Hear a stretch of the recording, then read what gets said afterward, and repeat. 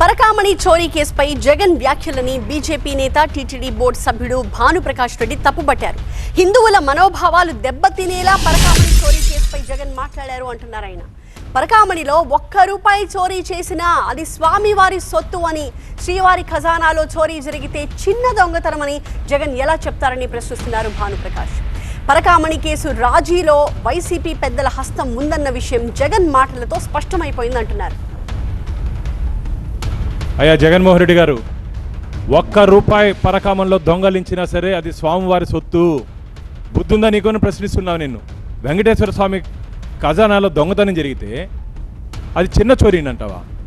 ₹72,000 చోరీ చేశారు, అది చిన్న దొంగతనం అని చెప్తావా జగన్మోహన్ రెడ్డి గారు? మీరు 16-17 నెలలు జైల్లో ఉండి బెయిల్ మీద బయట ఉండేవాడికి దొంగల్ని సమర్థిస్తారా మీరు? దొంగతనాన్ని సమర్థిస్తారా మీరు? 72,000 కాజేసి 14 కోట్లు కట్టించా అంటే ఏ విధంగా బ్యాలెన్స్ అవుతుంది? అది మాట్లాడేటప్పుడు ఆ మాత్రం అవగాహన లేదా నీకు? ఈసారి రిజిస్టర్ వాల్యూ 14 కోట్లు, మార్కెట్ వాల్యూ దాదాపు 50 కోట్ల రూపాయలు.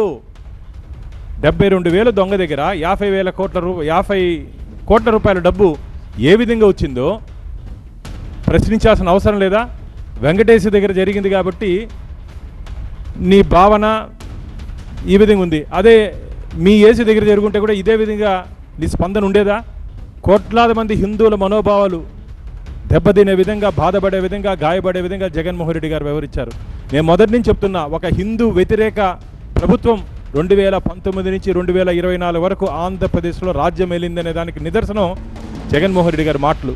నేను ఈ మధ్య చెప్తూ ఉన్నా మీకు, తిరుమల తిరుపతి దేవస్థానంలో ఉన్నతాధికారుల నుంచి తాడేపల్లి ప్యాలెస్లో ఉన్నతాధికారులు, రాజకీయ ప్రముఖుల వరకు పరకామణిలో హస్తం ఉంది అని నిన్న జగన్మోహన్ రెడ్డి గారి ప్రెస్ మీట్తో అది మాకైతే అర్థమైపోయింది.